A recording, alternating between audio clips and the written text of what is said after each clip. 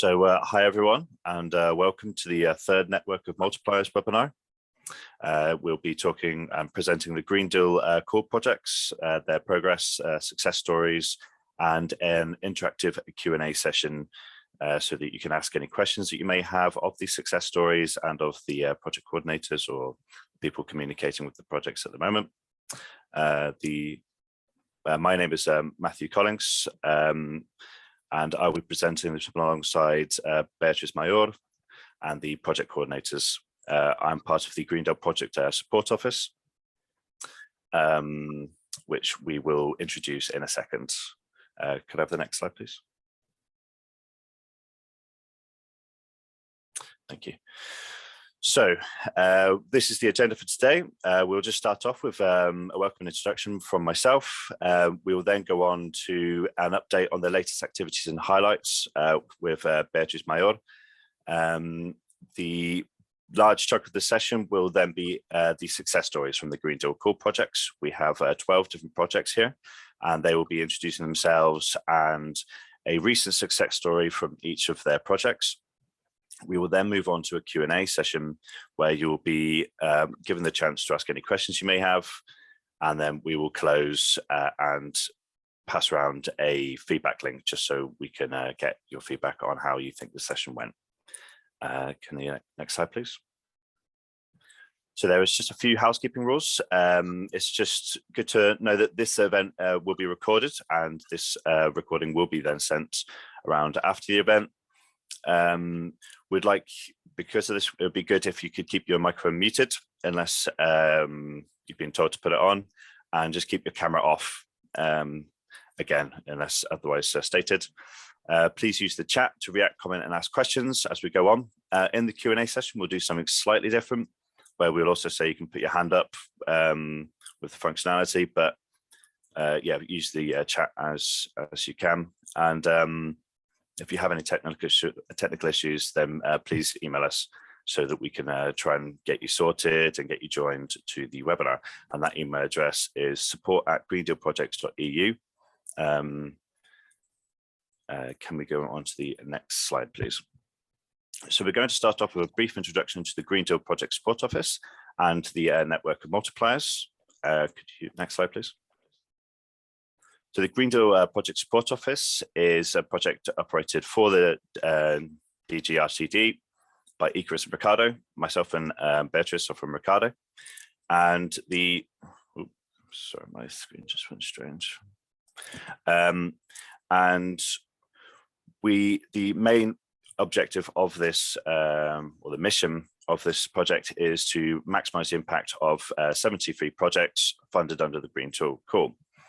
We're aiming to maximize their impact through promoting synergies between the projects, strengthening skills, developing joint activities, and facilitating outreach through networking and disseminating results to help connect projects to relevant stakeholders and ensure that their fantastic work continues after the funding period. So the timeline will be operational until November 2026, and we can go through some of these key activities in the next slide. So as you can see at the top there, we've got the Green Deal Project Support Office and Help Desk, and then the box underneath is to establish and manage working groups. And what that is because there's 73 projects on different topics, then we've split them into 5 working groups, which we will talk about on the next slide. And then the boxes underneath just show a bit of a flavour of the different activities that we conduct to help in this to help maximize the impacts, which is to provide services and support within the working groups, so to create action plans, analytical work. So we've actually created a few different articles and impact assessments, events and networking, and communication activities as well. So this is part of the communications strategy. But we've also got a website, and we've got a newsletter that we provide updates on all the projects. These things we'll actually send around in the follow-up email as well, just to make sure that you're signed up to everything, because then this is a good way for you to keep in contact. and also through signing up to the Network of Multipliers, a lot of the events, you'll be able to get the invitations for these events. Could we go on to the next slide, please? So we've got 5 different working groups, as I said. So they're on clean energy, climate change, biodiversity, urban environment and mobility, food and health, and knowledge and citizens. This also means that when we're trying to connect you to any projects that you might want to talk to just in one-on-one meetings or in connection sessions, then you can see which of these working groups are more applicable to your areas. Could we move on to the next slide, please? So the Network of Multipliers is part of the communication strategy, and yeah, it's a network of actors that are interested in the Green Deal Call project. So we started off with the national contact points, which some of you may be, and then we've moved on to stakeholders that we believe would have an interest in the projects and in seeing the results of the projects, and then potentially in exchange sessions where we can do meet and greets or match up sessions. So you can talk to the projects and ask any questions. And the other part would be so because a lot of this is dissemination and communications, it would be great if then if there are any communications that you're doing as part of your own projects or a part of your activities, it would be good if we could engage with you and see if you could disseminate some of the results that we're trying to get around. Could we go on to the next slide, please? So this is just a very high level structure of the network. So as I said, we've started with the national contact points, and these are the national contact points for the Green Deal Call in the different EU countries. And then we went on to try and map some of the national institutions from around Europe and some Green Deal project leaders. And then we went on to some associations, platforms and initiatives and different EU projects as well. And there will be different benefits that we see to where you are in this network and what kind of stakeholder you would have to be, but we'd like to make sure that this is as profitable for you as it is for us as well and for the projects. So if there's any activities that you are most interested in, then please let us know, and we can make sure that these are included in our communications with yourselves, and we can try and set up activities and stuff like that. Could we go on to the next slide, please? So as I was mentioning, so we've got a lot of activity. Ooh, sorry. Oh, could someone just perfect.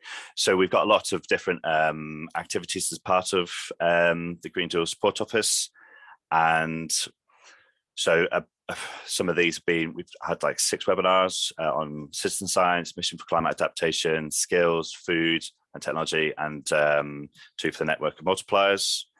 And then we've got some more coming up as well on clean energies, I believe, as well. So you'd be able to get invitations to all of these. We provide a quarterly newsletter, technical reports, and the website will have recordings from different events, working group videos, web articles, and infographics. The thing that we'd also like from you as well is just to see if there's any way that you would also be able to help us disseminate these results, and also to connect with the projects through different activities that we see. So we're thinking of a matchmaking session for the 4th Network of Multipliers webinar, which we'll see later in the year. So please let us know your thoughts on that as well. We'll share some more information on that as we go. And yeah, as you can see on the bottom, sharing communication materials, sharing and tagging content, and just passing on the word of the Network of Multipliers to any people that you think would benefit from joining as well. I think that's my final slides. Could you move on? So yeah, thank you very much, everyone. I'm going to now pass it on to Beatrice Mayorth for some for the latest activities and highlights. I hope you really enjoy the webinar. Thank you very much, Matt, and welcome everyone. Welcome also Emily, our project officer from the European Commission, as you can see her in the call. I will just give you an overview of the latest activities and highlights from the Green Deal projects that we've done together with them since our last webinar in December. So in the next slide, you can see some of the milestones of the first semester of 2023 have been we launched a call for success stories and challenges, which results you are going to see in the session today, where projects submitted success stories and common challenges that they have been experiencing since they started. And all these success stories are going to be published on the Green Deal Support Office website in a longer format that you will see today. This slide has all the links embedded, so we will circulate the presentation after the call and you'll be able to click there and access all the sites for all the resources I'm going to mention. We also hosted 2 webinars that you can check in the Green Deal Support Office website in the resources site. One on Going Green and Digital, Upskilling the EU for a Competitive Future. You can find the recording there if you want to check it out. Also a webinar on digital technologies for sustainable food systems that is also available there. And we have also published a few reports and articles on different relevant Green Deal topics that you can also find on that site. One particularly on a report on citizen science within the framework of the Green Deal projects, and another one on the mission for climate adaptation and the opportunities that it hosts for Green Deal projects as well. So feel free to check out the Green Deal Support Office resources site and you'll find all the things that have been produced so far. Next slide, please.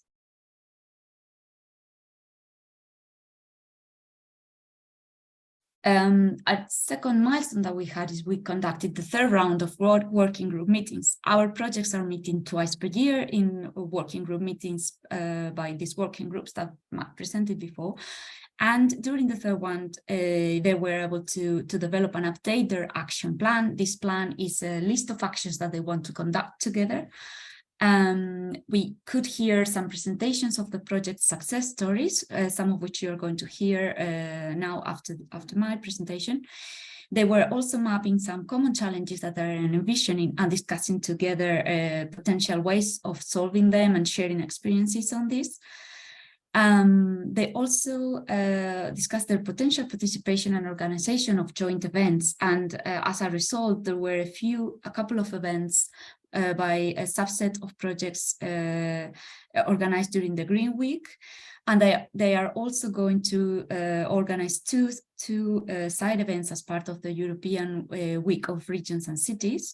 We will promote the joining material, connection and promotion information about these 2 events soon. So please check our website so you can get this information if you want to join and follow the project work on this.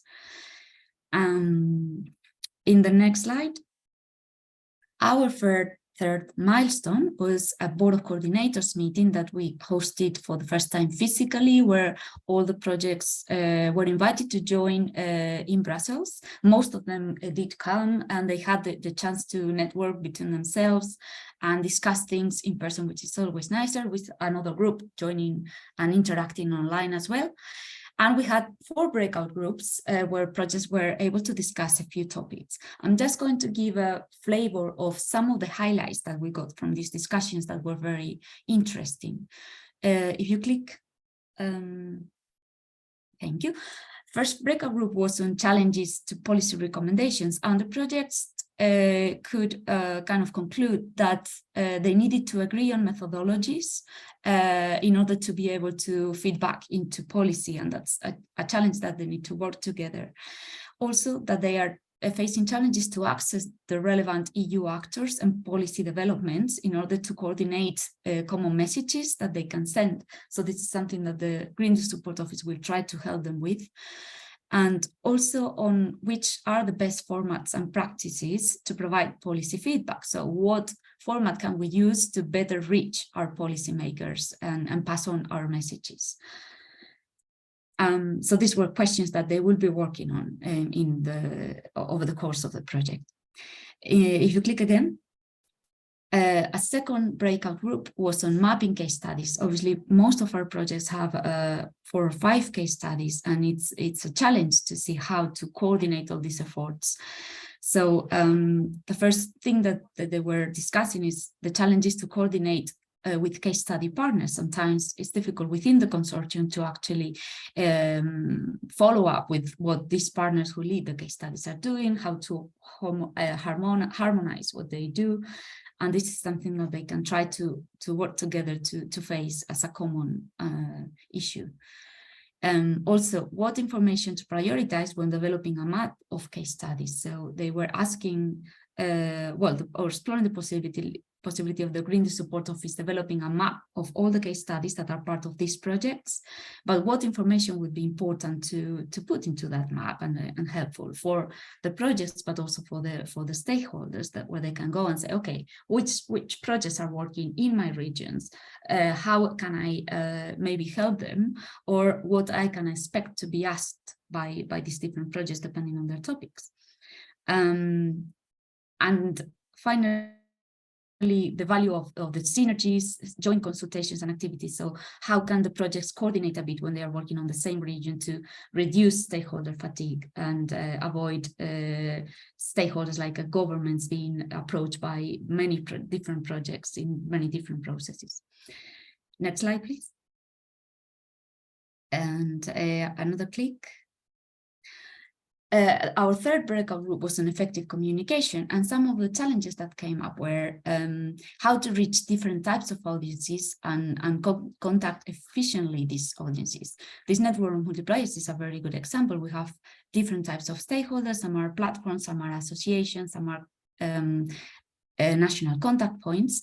Getting the right contacts for this is sometimes difficult. So how we can actually find our target audiences and communicate the messages in an efficient way for them.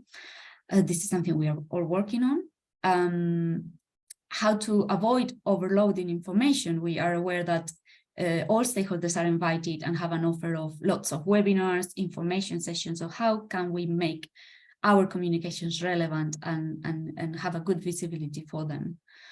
And also the importance of getting the European Commission and the DGs involved in promoting the results and all these activities from the Green Deal support, from the Green Deal projects. So they can get a wider outreach. Click again. Thank you. The fourth group that was working online in this case was on mapping common challenges, and some of interesting common challenges that came up were on IPR, for example. So the projects are facing the controversy of generating open science versus some of their products and outputs being actually intellectual property that they own. So how do we get a compromise to get everything open, while also not undermining the capacity of the partners to develop themselves as part of the projects? Then also how to access to funding for wider stakeholder engagement and going beyond the project life end. Also how to get updated on policy updates and keep up with everything that's going on, and how to do efficient stakeholder engagement and bridging knowledge gaps. So our next steps in the project will be to try to help projects to share answers and relevant solutions that they find with others, so all together can overcome all these issues. Next slide, please, and sorry for the background noise. Focusing. So again, it's the solution that was found for all of them was less exchange on all these issues.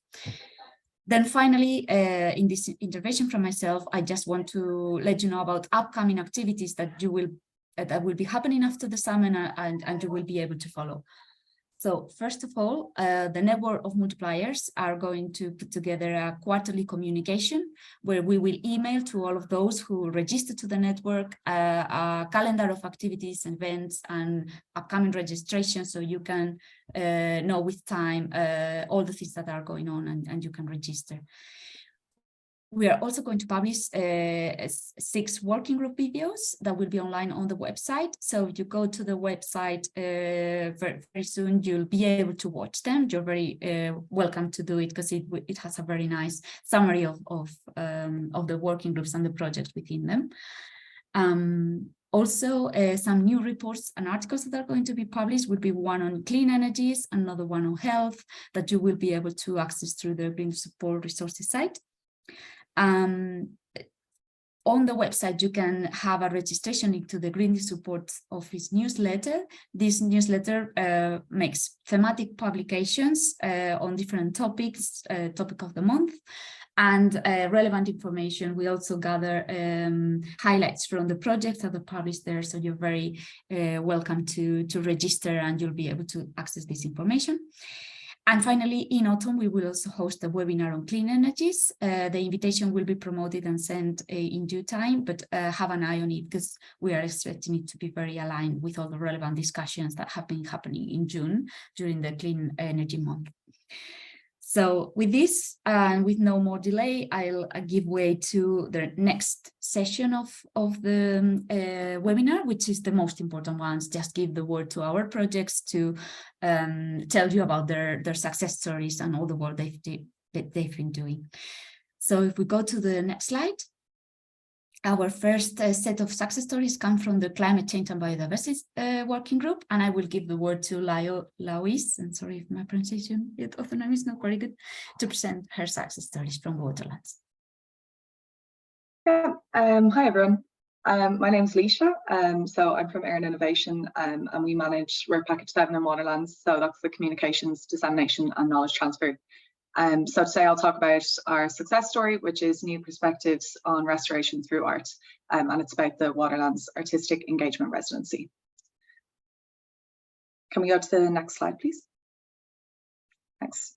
Yeah, so to give some context, Waterlands is a 5-year Green Deal project, and it aims to restore damaged wetlands across Europe and to lay the foundation for protection across wider areas. So we use the lessons learned at 15 knowledge sites where restoration is ongoing, and this informs hands-on restoration at 6 action sites. So the action sites are in Bulgaria, Estonia, Ireland, Italy, the Netherlands and the UK. So at the end of 2022, Waterlands launched calls for artists to engage with the restoration at each of the action sites through part-time artist residencies over the next 4 years of the project. The idea is that the artists will engage with the site and with the projects and the local communities at the site, and it will provide new perspectives on restoration and also create unique collaborations that involve communities in the creative process. So the residency asks each artist to reflect on the journey of its action site and also to engage communities and help to share knowledge of restoration beyond the projects. So the success of our story is that within the space of 2 months, we got nearly 500 applications of really fantastic quality and diversity from lots of really talented artists. We also noticed that there was a lot of public engagement with the calls. We saw this through analytics on the website and on social media, but also through direct contact from interested people. And they weren't artists themselves, like they just wanted to see what we were doing. So we felt that the volume and the quality of applications for the call, as well as that increased engagement from the public, it shows that there's a public interest for the merging of arts and science. In terms of the outputs, the artists have been announced. They were announced in April, and they've already begun to engage with the community and the restoration of their sites, which will go on an ongoing basis. And then their work in whatever form that may take will be displayed at a final project exhibition in 2026. But we also think that an important ongoing output is how the artists will encourage different local stakeholder groups to see in a different way. In terms of the wider impacts, we expect that the residencies will provide a holistic understanding of restoration for local communities and for the project partners, but also for academics beyond the project and policymakers and society.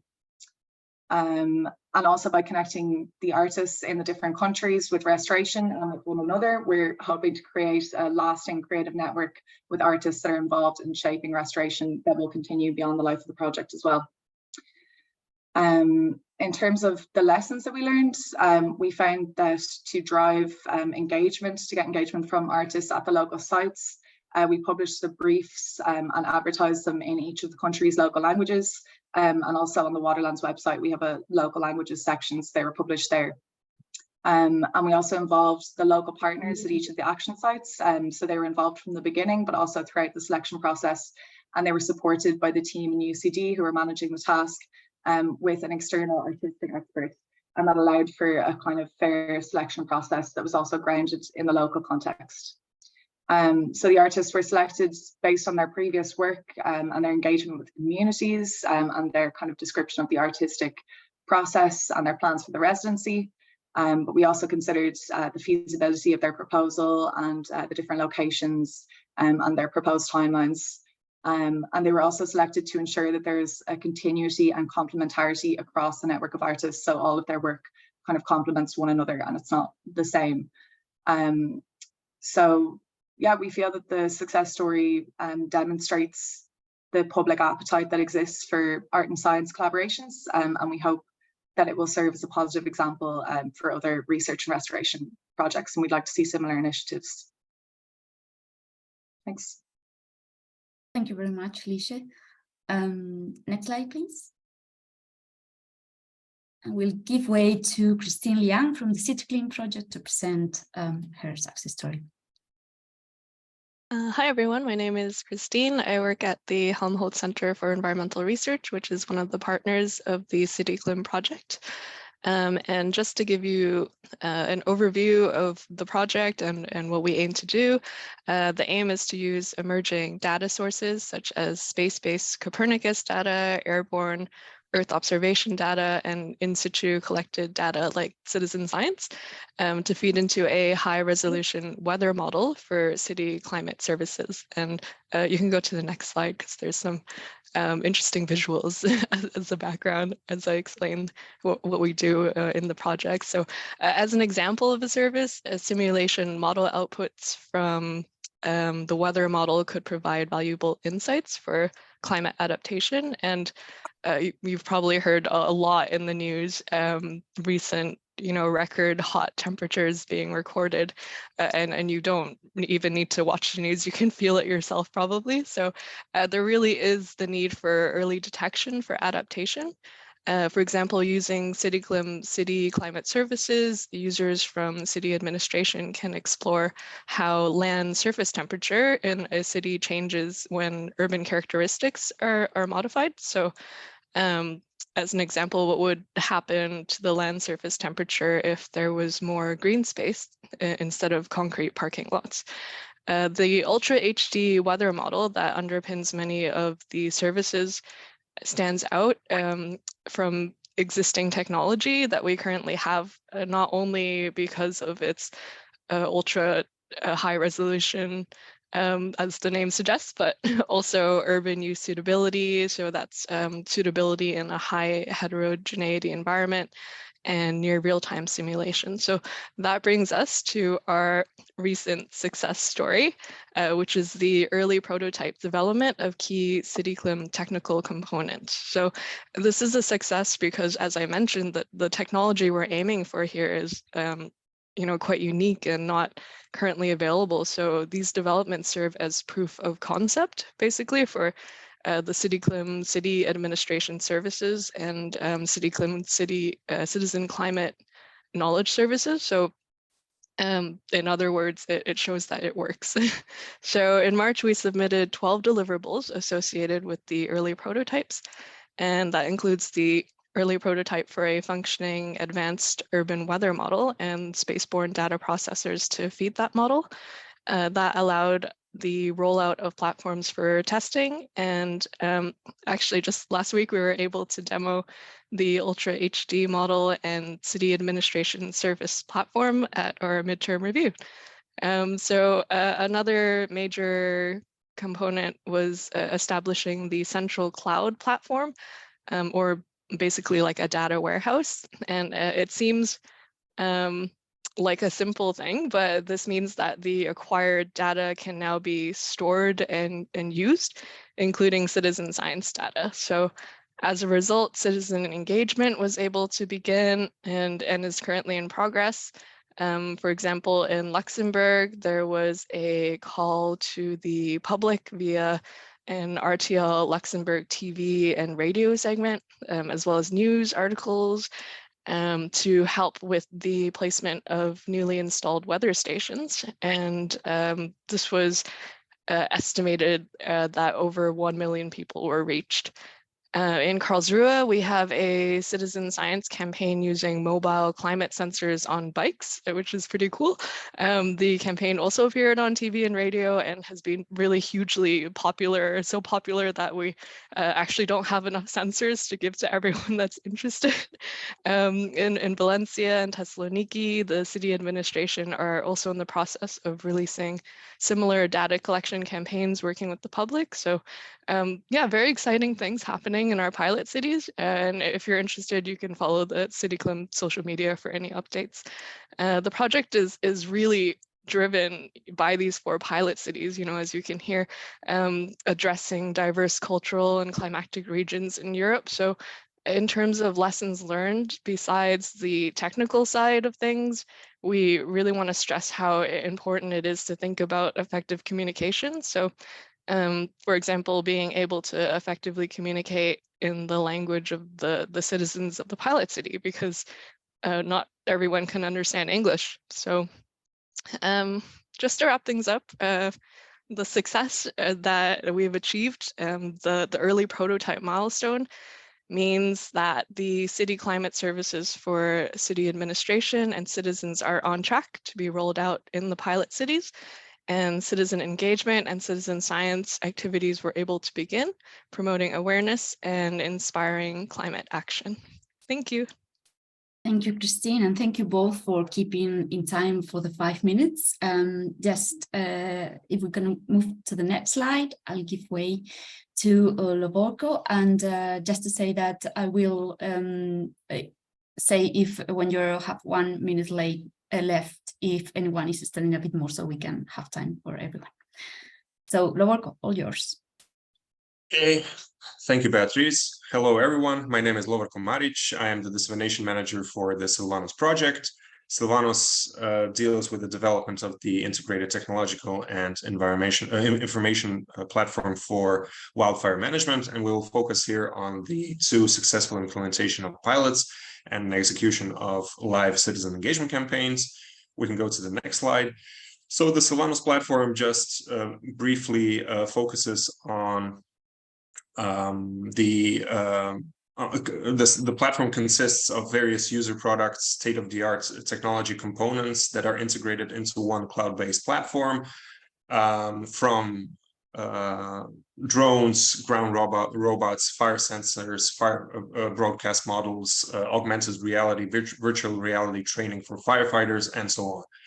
So the problem we had was how to demonstrate this, how to integrate all these platform components through pilot implementations, but also how to engage citizens and communities outside of the virtual sphere, communities affected by wildfire on Silvanos projects, since one of the most important components of the platform is the citizen engagement app, which a mobile app where we try to involve citizens as much as we can, for the citizens to send us information about the spread of wildfire on the field, but more importantly for this Silvanos platform to engage citizens and to provide them with up-to-date information on the spread of wildfire, on the fire danger, and so on. So 2 pilot implementations were made in Croatia, Slovakia, and platform components such as far-edge IoT devices, mesh-in-the-sky wireless communication systems, drones, ground robots, airplane deployment were tested.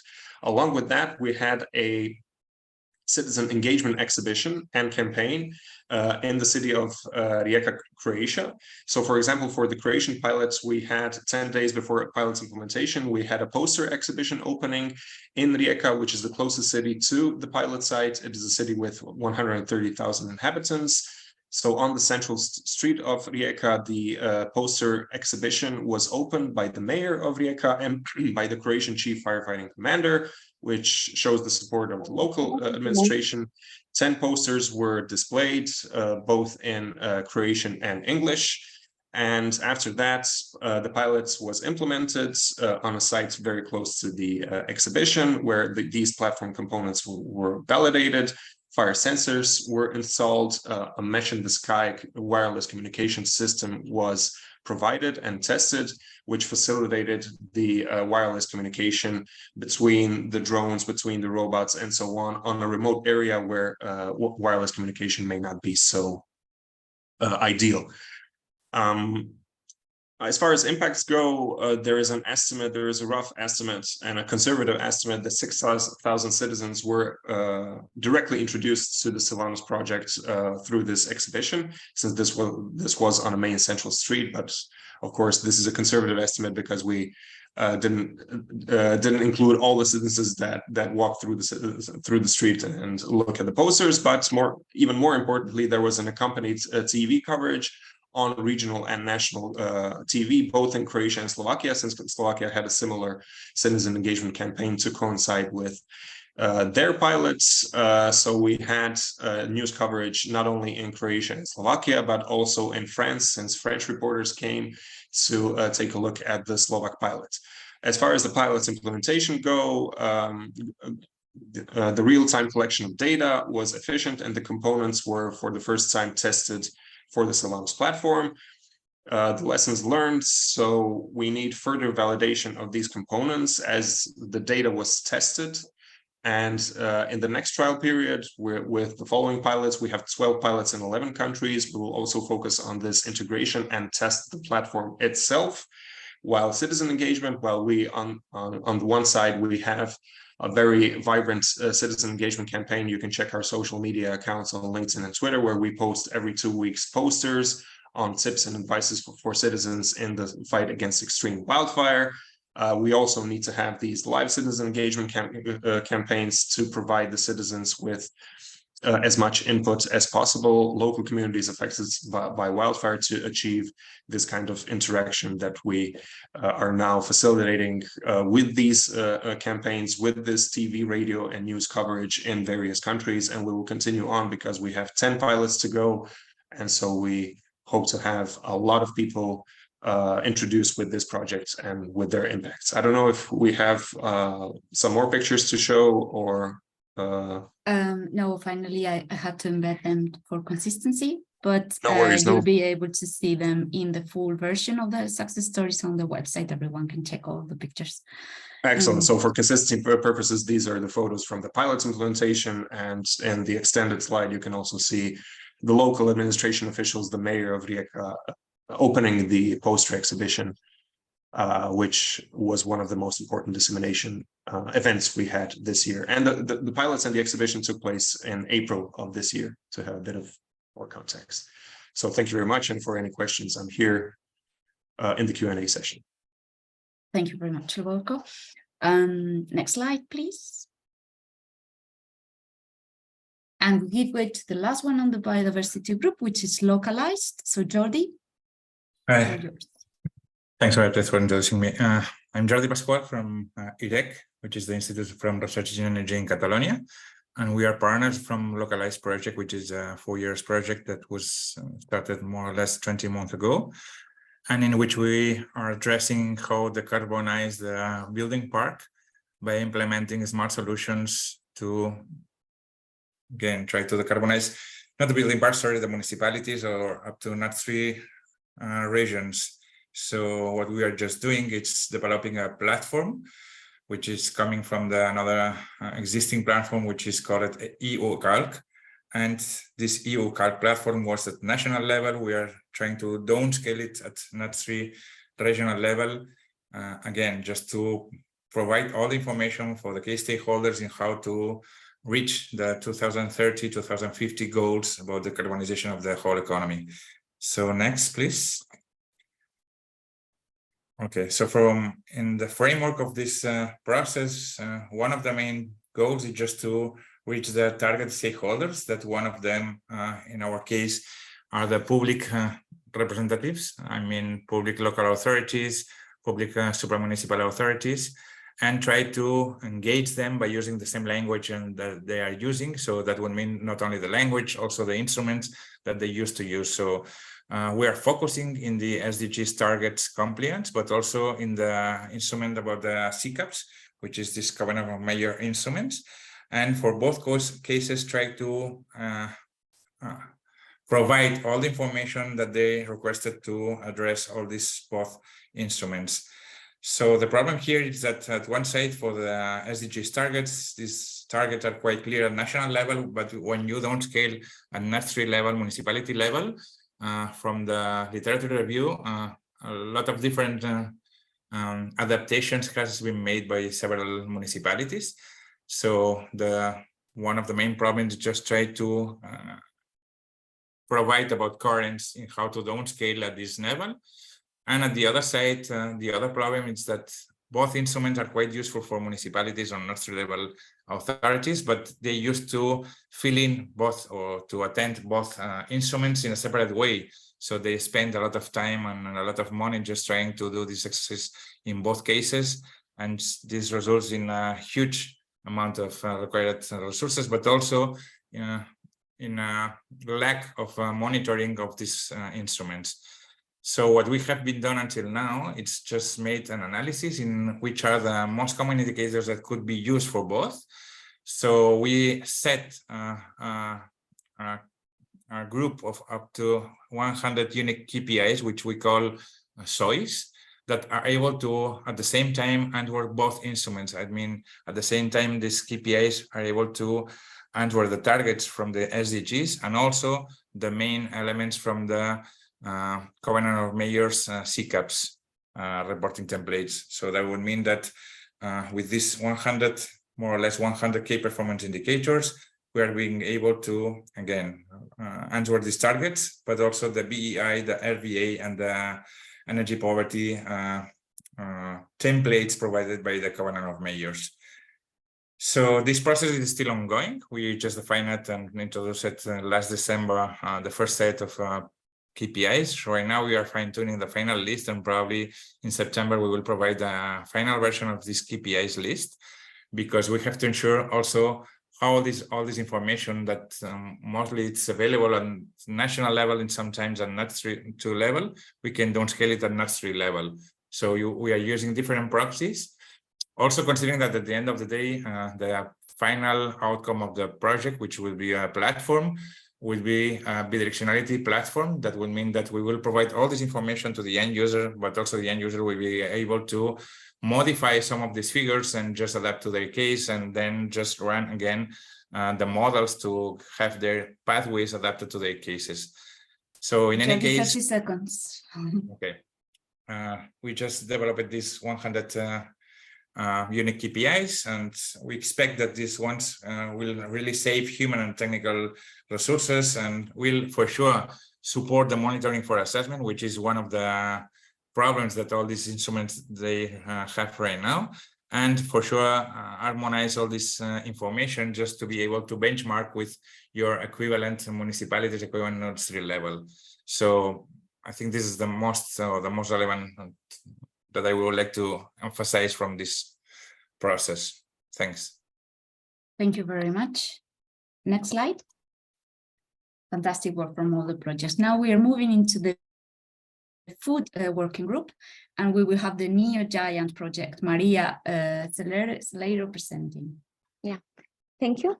I am Maria Celeiro from the University of Santiago de Compostela in Spain, and I am the project manager of Neo Giant project, the power of grape extracts, antimicrobial and antioxidant properties to prevent the use of antibiotics in farmed animals.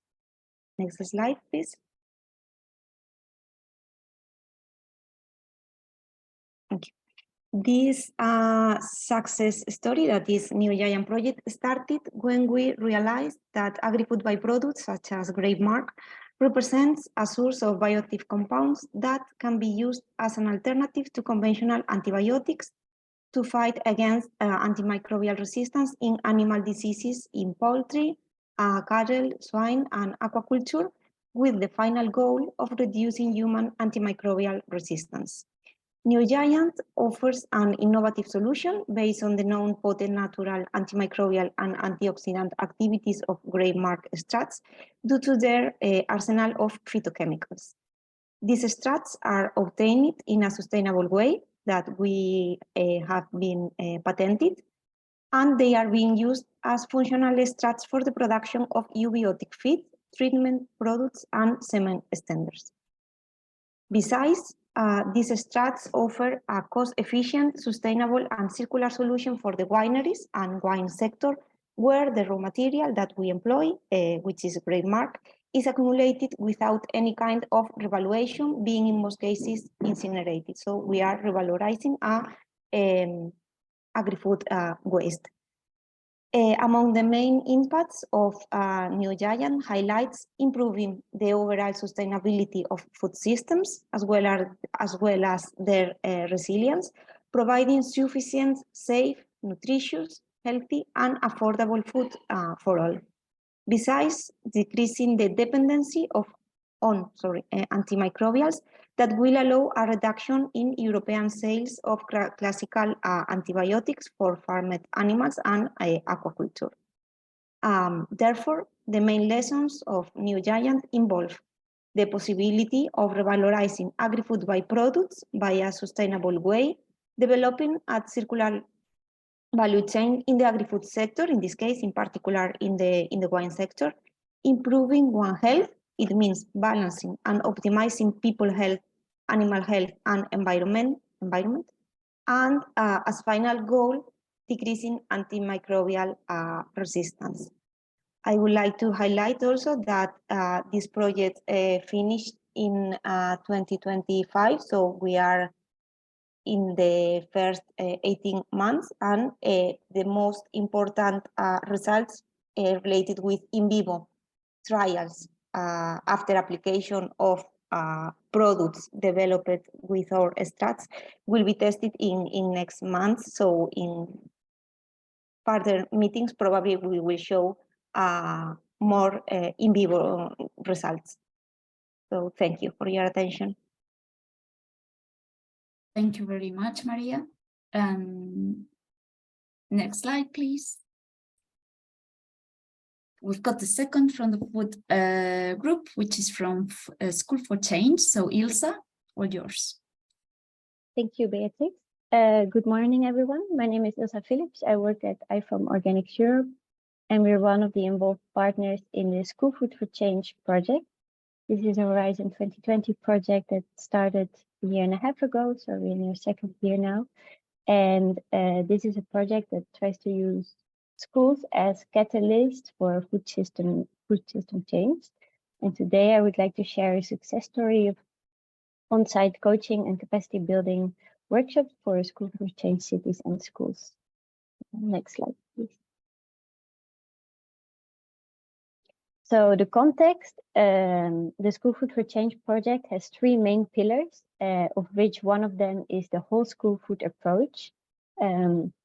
This approach means to not only bring healthy and sustainable food to the school canteens, but to the whole food environment and school environment, and to bring it also to the classroom. So this means food education, but also the food or the community, so parents, principals, etc. So this approach has been coached in on-site workshops. These have been performed in 7 of the partner countries, in Germany, Austria, Estonia, Italy, France, Spain, and Belgium, and will still be performed in the other 5 partner countries, because we have 12 partner countries in the project.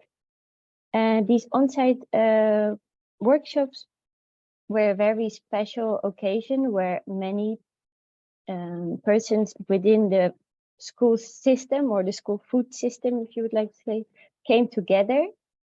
They work on the system, but they rarely meet. So it was a very good occasion for teachers, school canteen chefs, but also principals, social services, local governments, policymakers, etc., to meet all together to discuss how to make their school food system more sustainable and healthy.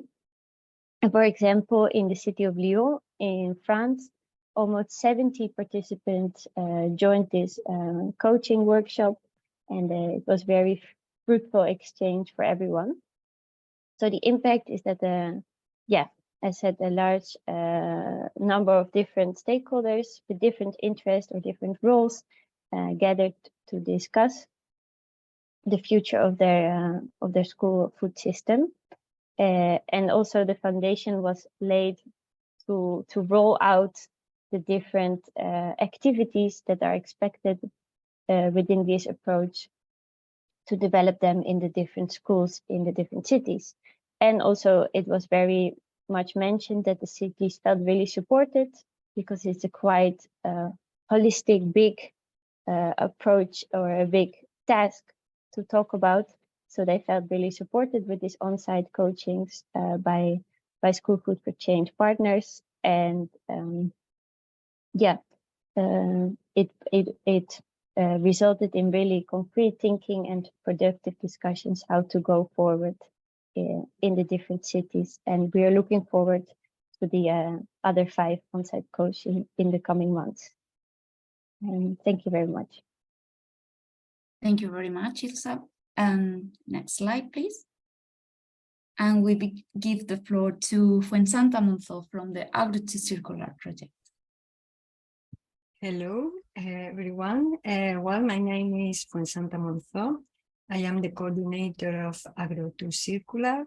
It is a 3-year project aiming to develop 2 circular value chain, one for food waste and another one for plastic waste, coming from the agro-food industry in the region of Murcia. So it is a territorial solution implemented at a territorial level with 41 partners. So next slide, please. So it was clear from the beginning that it was necessary to develop a tool that will help us to manage the different data generated in the value chain, and also to facilitate decision-making to optimize the different processes developed in the value chain. That's why we decided to develop a data management digital tool to facilitate the transfer of this information between the different actors involved in the value chains. The first output of this digital tool is the beta version. We have developed the modules for the waste, food waste data management, and for the plastic waste value chain upcycling data management. And also we have the first statistic to feed the support decision making tool. What I would highlight of this digital tool, well, first of all, this digital tool is based in a cloud platform, so that it is easy for all actors and all stakeholders to access and to use the tool. Secondly, we want to guarantee the traceability of the material that are moving in the value chain. So we are using blockchain technology to guarantee and to assure this traceability. And third, we are developing a flexible tool so that it can be replicable and adapted to another or different value chains. When it comes to impacts, this tool will facilitate further certification of the products and the processes because it enables the contact of the different actors and stakeholders. It will facilitate the implementation of circular businesses. And also this predictive tool based on big data and machine learning will help to optimize the value chain and the processes involved from an environmental, economical, and social point of view. In fact, this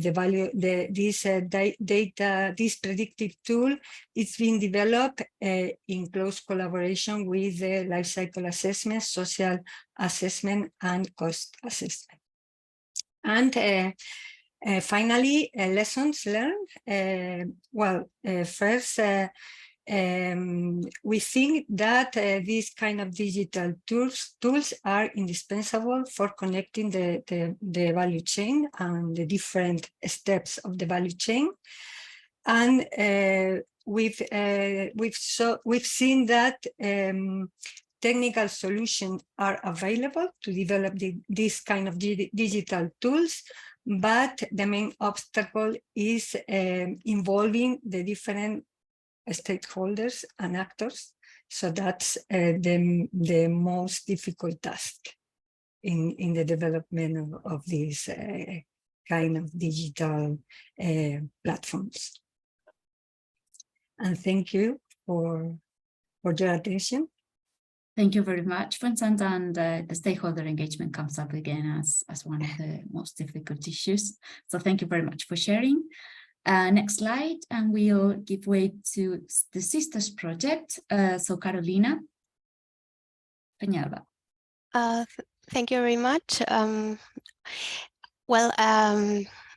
Thank you for inviting us to present our innovation. I'm the project manager of Sisters.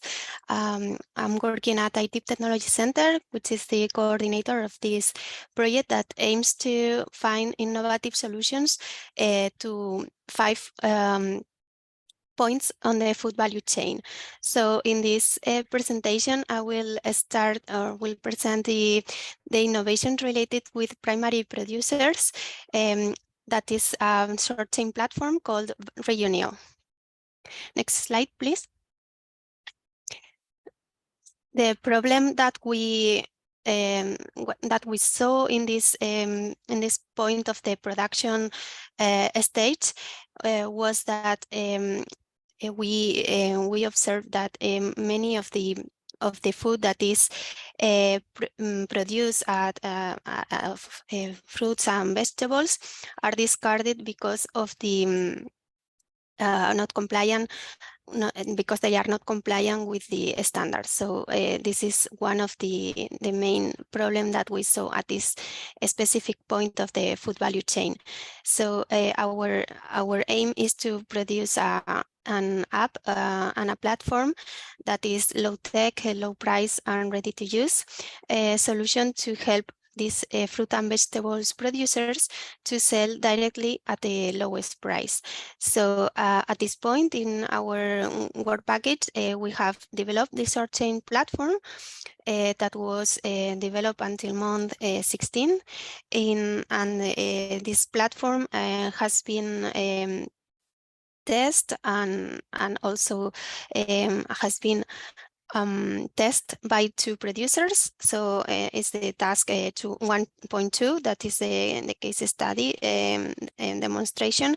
So in this case, we have seen we have obtained the feedback of the 2 producers that has helped us to enhance this platform and the app. So our success story of today is that we are able to provide this portal to the primary producers to sell their fresh products, mainly as I mentioned, fruits and vegetables that do not meet the standards for the regular commercialization due to well, the size or shape or caliber that are not compliant with these standards.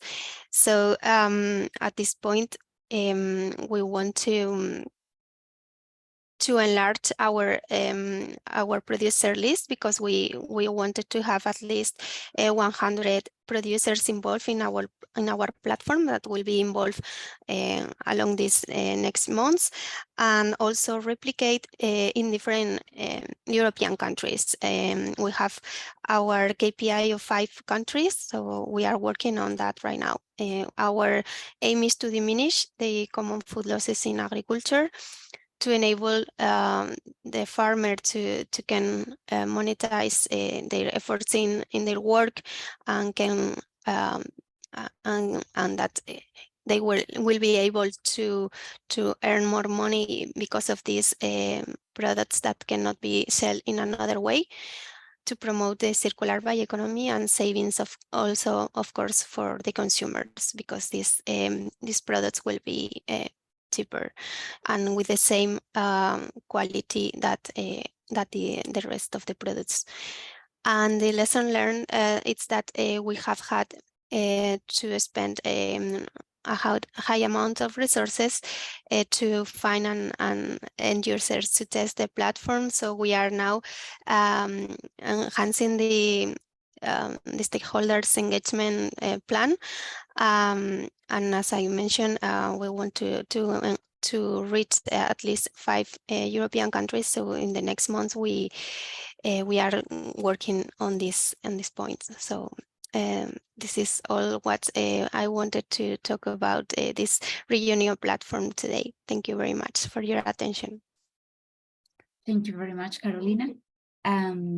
And then we move to the next slide, and we'll have the last presentation from the food working group by Daniel Zimmer. So Daniel, all yours. Thank you, Beatrice, and good morning, everyone. I'm Daniel Zimmer. I'm working at EIT Climate Kick. I'm based in France. And in Clean Farms, we are particularly working on scaling the transformation of agriculture and on developing also collaboration with other projects. So I will present today the first success stories of Clean Farms. And just to remind you also what Clean Farm is, it's a project that aims to work with 20 different farming systems across Europe in order to transform them and make them climate smart. So it means reducing their emissions, storing more carbon in soils, etc. So we, next slide, please. So we have developed for this a tool that is participatory, where a number of stakeholders can take part in order to design the farms of the future, to make it simple. So basically, we are collecting a lot of potential solutions. We bring these solutions to these creative arena workshops, and then the different actors, so the farmers, but also other value chain actors, work together in order to combine these different solutions in order to propose some new models from the farms in the regions where this creative arena is organized.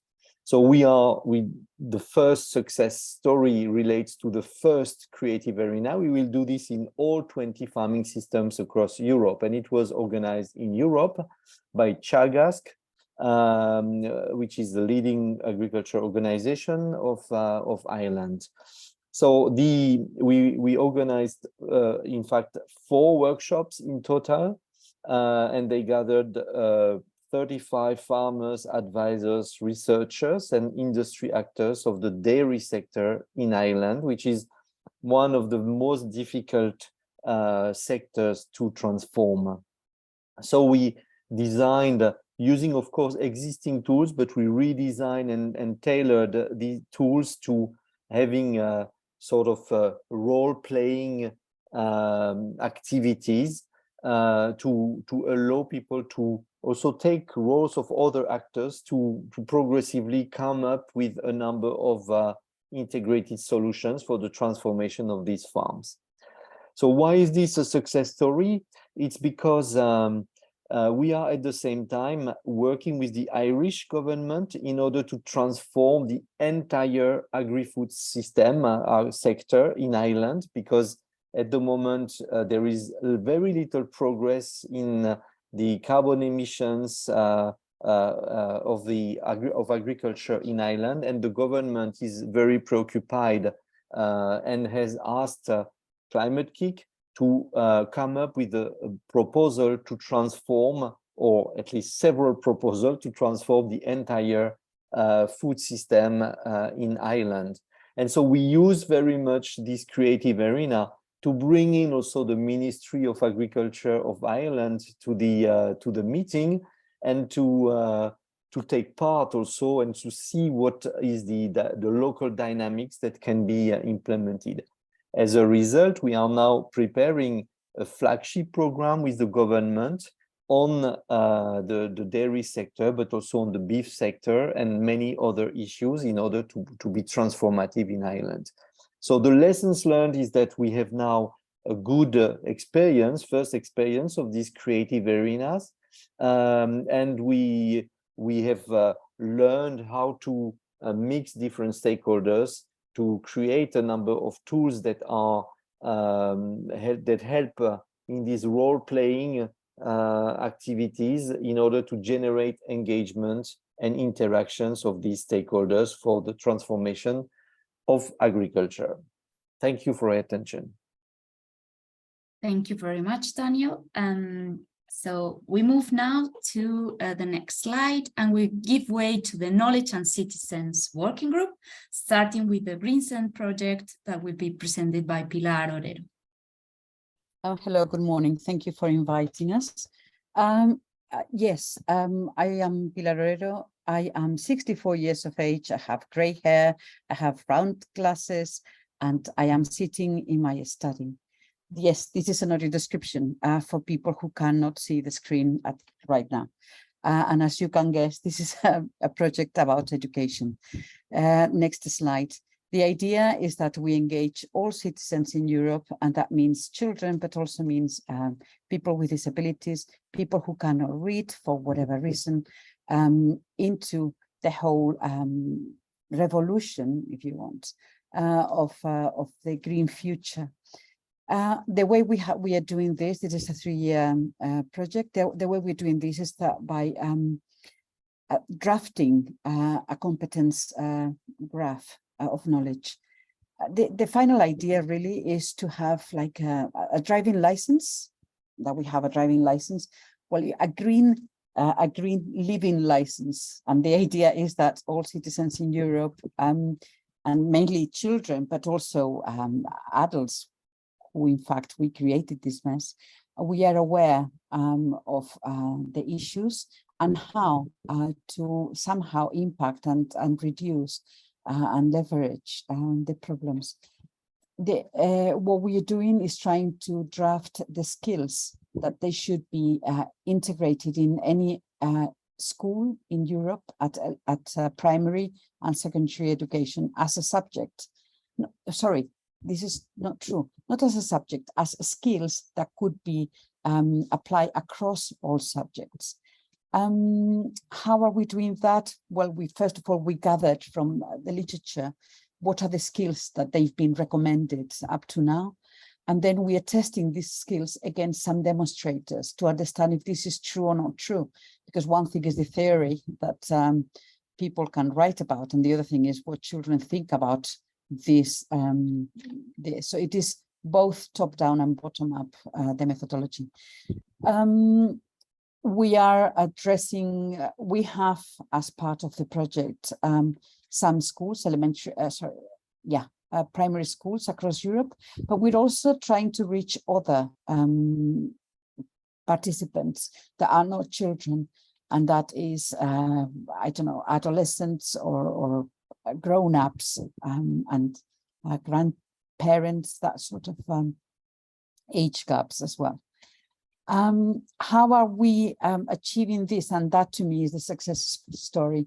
the idea is to create a clear communication in the sense that we are very short in what we say. We try to understand what we want to say and just say that, nothing else. And to make sure that people at the end of the presentation get one point to take home. So the point to take home in this presentation is to have very clear communication, less is more, and make sure that we have a green revolution in all schools, in all citizens in Europe. So we try to curb the problem that we have with the climate change. And that's all. Thank you. Thank you very much, Pilar. Very relevant conclusion, really. If we move to the next slide, we have our second project from the Knowledge and Citizens group, Social B, to be presented by Evangelos. Yes, thank you for inviting us in this great session with the sibling projects. I'm Evangelos Koupsachilis. I'm working at CERF, a research organization located in northern Greece, which is also the lead partner for project Social B. Social B is focused on the air quality in city environments. Air quality in European cities is a major issue because it affects health, it affects the level of living, and it also affects a lot of people. There are estimated about 300 million and even more people that live in European cities. So we have also some indications that the main problem with the air in the cities is caused due to energy demand and mobility. During the pandemic, where we have the lockdowns, it was observed a decrease in carbon dioxide emissions by almost 17%. This indicates that if we change our behavior, we may have positive impact in our environment. So Social B tries to do this. We have developed a model of engagement, of stakeholder engagement, which resembles the organization of a beehive. This is the reason that we call it Social B, and we have as a logo this worker bee. So in this context, we have organized the engagement this way. We have some more educated and aware people that are willing to play the role of queen bee. A queen bee organizes a group of worker bees, which are people that are collecting data. And then we have the data which is symbolized by the honey, and we have the bears that use the data, for example, a municipal authority to shape policy regarding, let's say, the traffic in the city, for example. So the project now is at the end of the first iteration of pilots. We have pilots in 3 cities, Saragossa, Ancona, and Marousi in Greece. And we have run a limited first iteration of the pilots to see how our engagement strategy has impact to the people. And of course, we have the opportunity to test our tools, our technological tools. The timing of the project is in a point that we do not have yet the involvement of huge number of end users to collect environmental data. But we have so far 2 points that could be considered as success. The first one is that during the design phase, the design of the tools, I mean, we achieved to engage 115 potential end users. They are citizens that are aware, and they have motivated and provided their insights on how such a tool should be. This is very important because we have embedded the end user requirements into the product. So this is a success. It shows the involvement of citizens in the process and gives very good perspectives for successful in our citizen science experimentation, which will start in 6 months. So involvement is a key lesson for us. If we can guarantee the involvement of end users and other stakeholders, we can be positive and optimistic for a success. There is also a second, we can see in the next slide, a second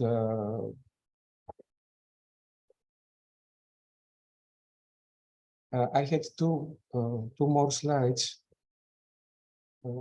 No, we just condense everything into one. Okay, so no problem. I can explain what is the second. Even we are now in an early stage, relatively early stage, we were able to develop the first release of our technological platform, which is really a success. Our platform is the base that will support the engagement of the people. So our platform includes a web interface. It includes also mobile applications because every user can communicate to the platform and send the measurements of the air through the smartphone. And also we have developed a prototype hardware device, a wearable device, which incorporates 3 sensors of air pollutants. I can show you, it is this one. For comparison, you can see this is my mobile. So it's a little bit smaller than the mobile.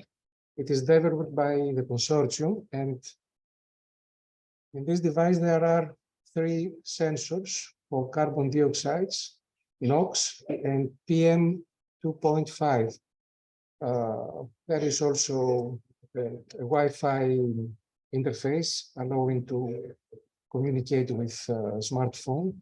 So the user can have this in his daily activities and take measurements during his daily habits. This is prototype, I say again, we consider that it is really a success. And as I told, we are now in a stage that we are— 1 minute left, sorry. Okay, I will finish very soon. Now, the project is in the stage of interpreting the results of the first iteration of pilot. And we plan to enter into the second phase on December, which foresees the involvement of fully deployed strategy with many people in the 3 pilot cities. I think that was all I have to say. And again, thank you for the invitation and the chance to share our thoughts and successes. Thank you very much. Thank you very much.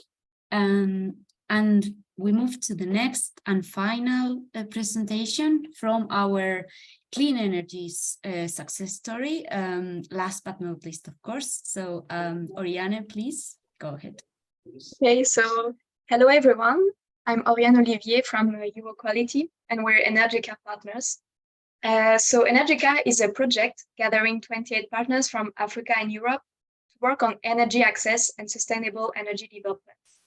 Solutions are developed in 3 demonstration sites. So we have innovative nanogrids in rural Madagascar, low-tech efficient biogas system coupled with water purification that are demonstrated in peri-urban Sierra Leone, and solar-powered e-mobility solution for Boda Boda, which are motorcycle taxi, in urban Kenya.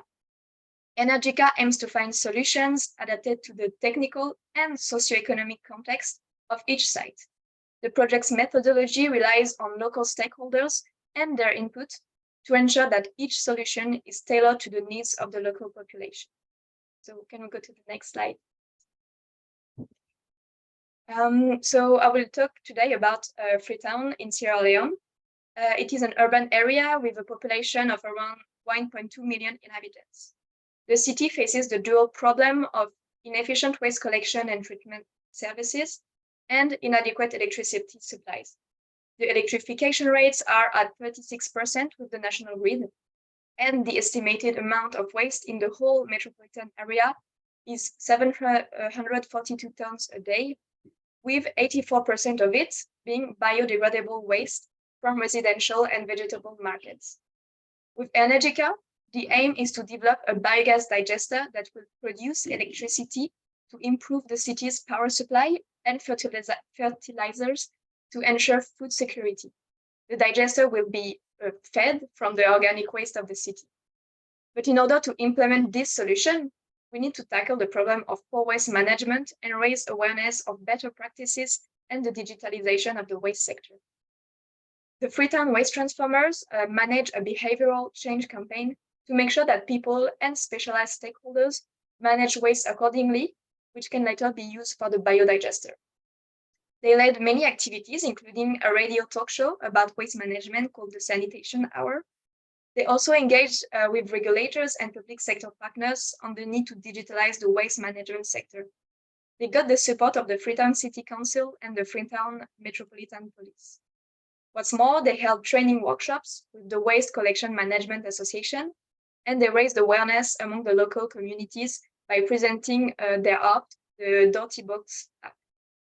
The workshops gathered many waste management stakeholders, as we can see on the pictures, and the public got overall very interested by the radio talk show and the presentation of the app.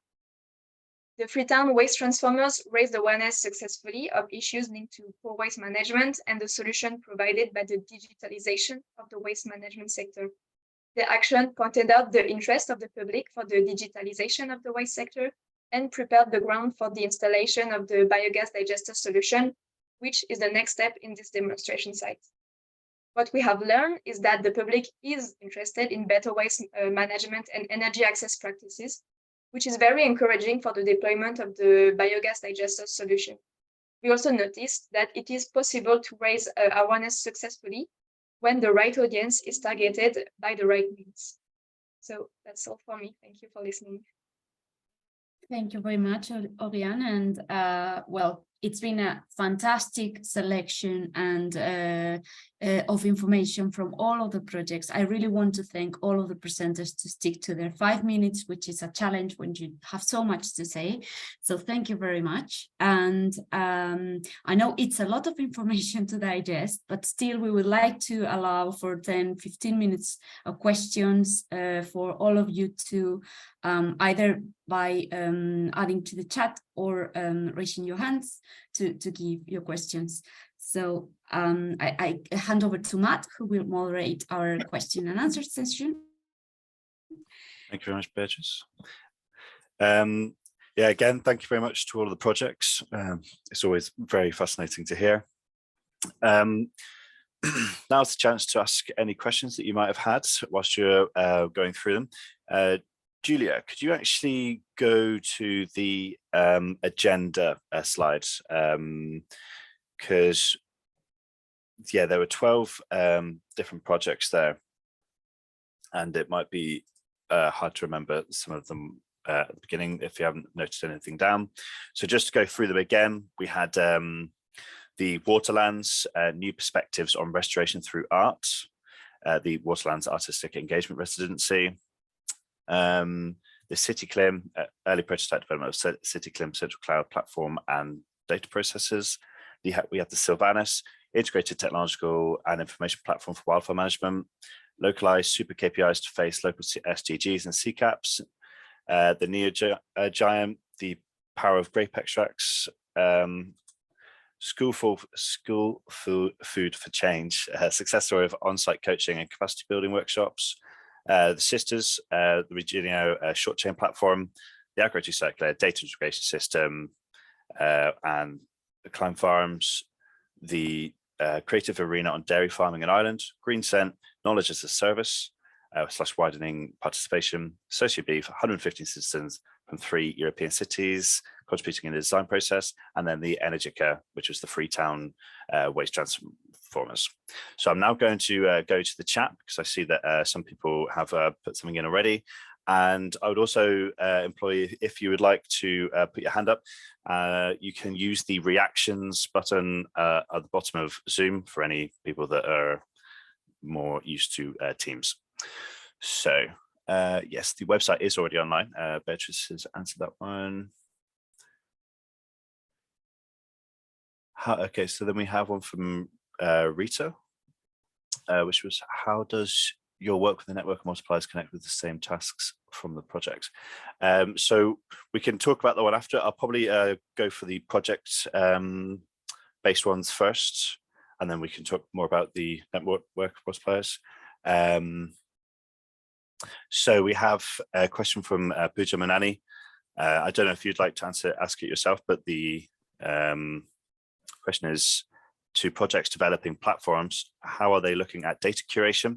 And would you be able to share any strategies in use or best practice to follow? So I don't know if anyone would like to put their hand up from the projects if they'd like to answer this question. I can start with CityClim. Thank you. So just a wee reminder of the project, the platforms that we're developing would include a lot of data sources, I guess, for city climate modeling, so from spaceborne to earthborne, and also our in situ data like citizen science data. And in terms of data curation, if I understand your question correctly, part of that would be, for example, assessing data quality. So that's something that's quite a big issue already with citizen science data. So that's something that we will put together a standard operating procedure. We have put together, a standard operating procedure for participants and for the people running those workshops as well, so that the data can be consistent. And also we'll have co-design workshops where the citizens can get together and evaluate their data quality.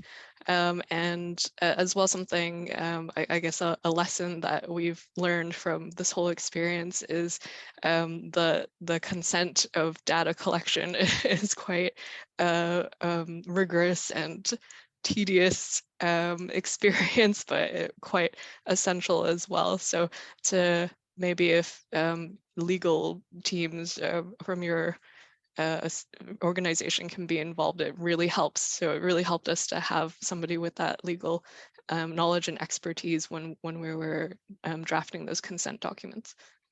So yeah, hopefully that answered some of your question.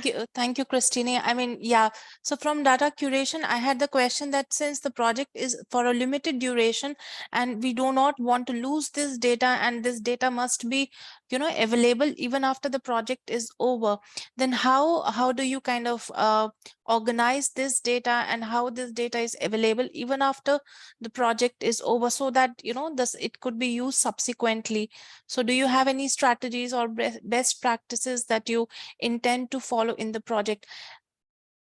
Yeah, actually, that's a really good point, because we have extensively talked about this. We've developed exploitation plans and sustainability plans for your, very concern that you've just brought up. So it is something that is very worth considering. So we have, for example, the partners that may benefit the most from having the data, so they could, commercialize it afterwards. For example, would that would be part of the sustainability plan for them to host it on their platforms currently, so that it would be easier to carry on after the project ends. Okay, thank you. Thank you very much for your question. Thank you for answering, Christine. Rita, would you like to ask your question to our circular anti-sisters? Yeah, basically it has to do with the clustering that we should be promoting in these working groups. And the point is that neither of your projects are covering Portugal, but at least Agro to Circular is Spain, and so very close. So I was wondering if there is a possibility of us clustering during the Portuguese national workshop, and who should I talk with? But I can try to search it within our food working group in the GDSO office. But here I had this opportunity, so I took advantage of it. Thank you. Yes, of course, we can collaborate. And we are replicating the solution. We are replicating it according to the project plan in Lombardia in Italy and in Lithuania. But Portugal is a good option to work on because the agro-food industry is more similar to our than even the Italian or Lithuanian food activity, agro-food activity. So yes, you can contact me. Okay. Yes, and we can start working together. Thank you so much. Do you have the information, my email and so on? If you could, add it in. Okay. We will connect you both anyway. Okay. Because and this is answering also the next question from Jonathan, whether this network also extends to other Horizon projects which are not part of the Green Deal Call. Indeed, actually, this webinar and the network is aimed to attract stakeholders that can be interested in hearing about our projects, but also other Horizon projects. The invitation to this webinar has been sent to a number of projects that we have mapped that have common topics with our Green Deal projects. It's summer holiday period, so responses are difficult, but we will we want to follow up with all these projects to connect you all with the Green Deal Call projects. So way to do it could be, Jonathan, if you want to send us an email, you can do it via Matthew and myself. I'm going to type our emails here, and you let us know which topics or projects you'd be interested to connect to. We can put you in contact with the mentioned projects, and you can bilaterally follow up, etc. Also, we in the near future, for the next set of working groups, we would like at some point to invite some non-Green Deal Core projects to our working group meetings, so they can also exchange with our projects. So indeed, we want to open this initiative to the further network, and we are really looking forward to projects who have this interest to connecting to our Green Deal projects. So I'm going to type the emails now.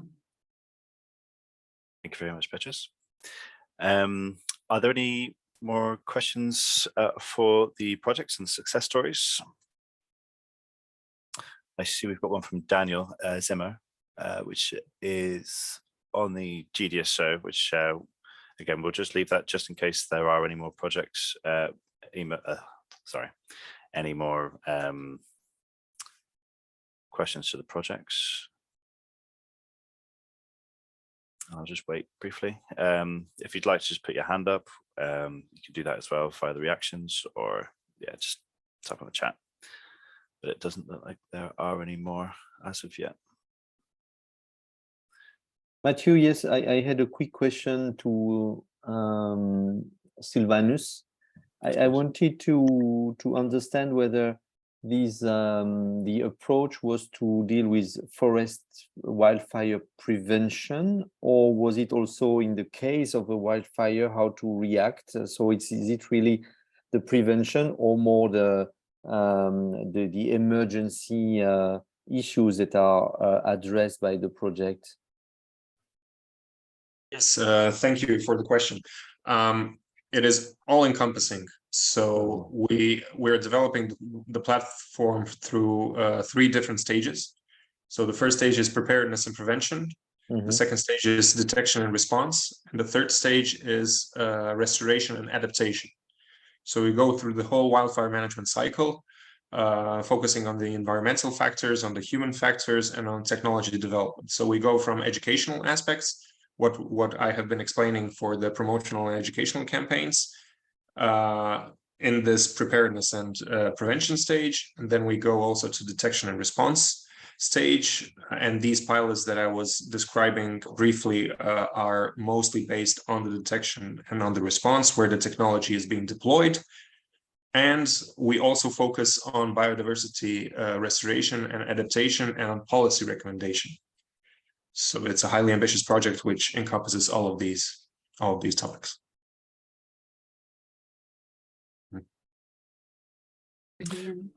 Thank you very much. Beatrice, I guess we've only got a couple more minutes of this Q&A session. So if you'd like we could go back to Rita's question at the beginning. Yeah. Could you elaborate a bit more? Because I don't know if I understand very well what your question is about. How does your work with the Network Multipliers connects with the same tasks from the projects?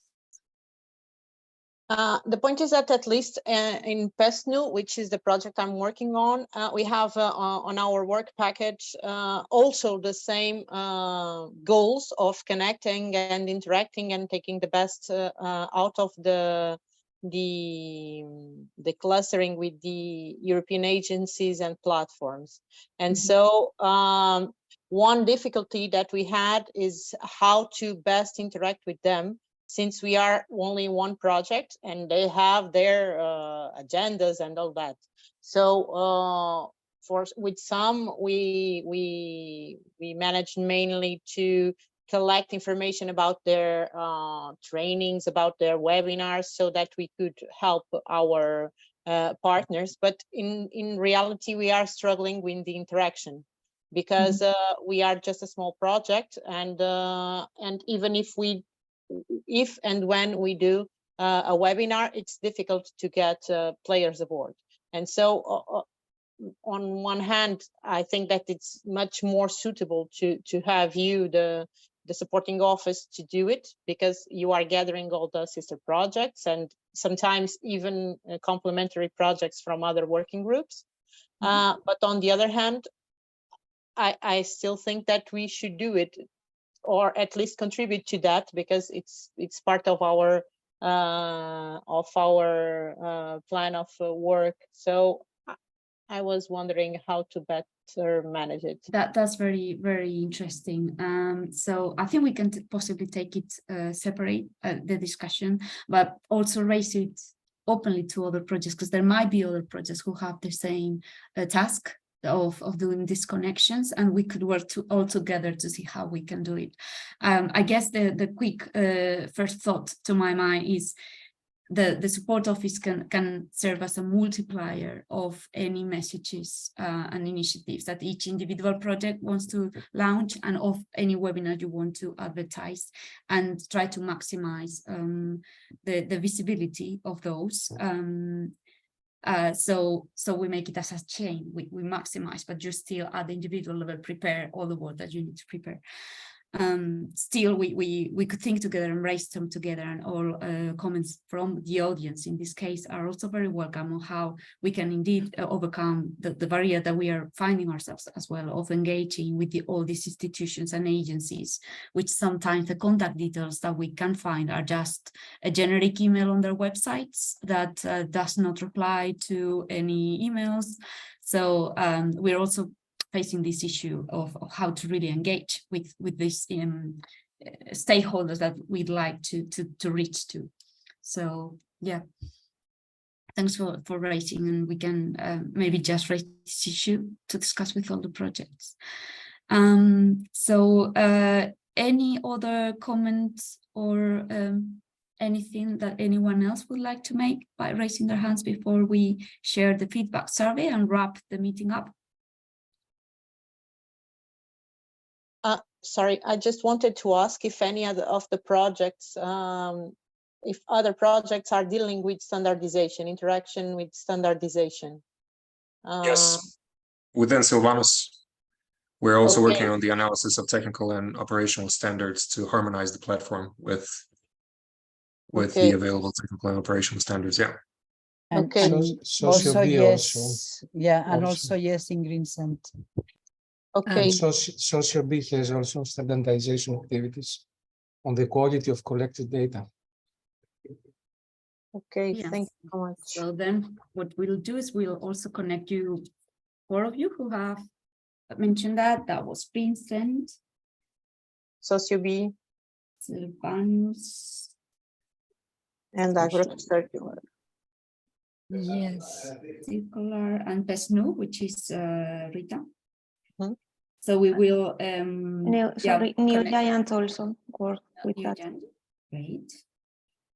We will connect you also, you can discuss this as a separate subgroup. So great that we identify this.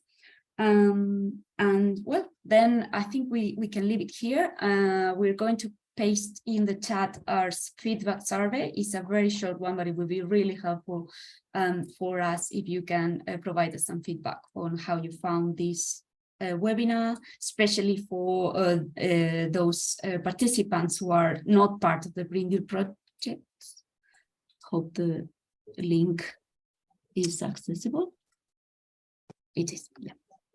And thank you very much for your attendance, for your time. Also, we will make the recording of this session available and the slides as well through the website and circulated by email to all the participants. So you can go back to the success stories and digest a bit better all the information. So, well, this said, thank you very much, everyone, for your attendance and participation, and see you in the next one.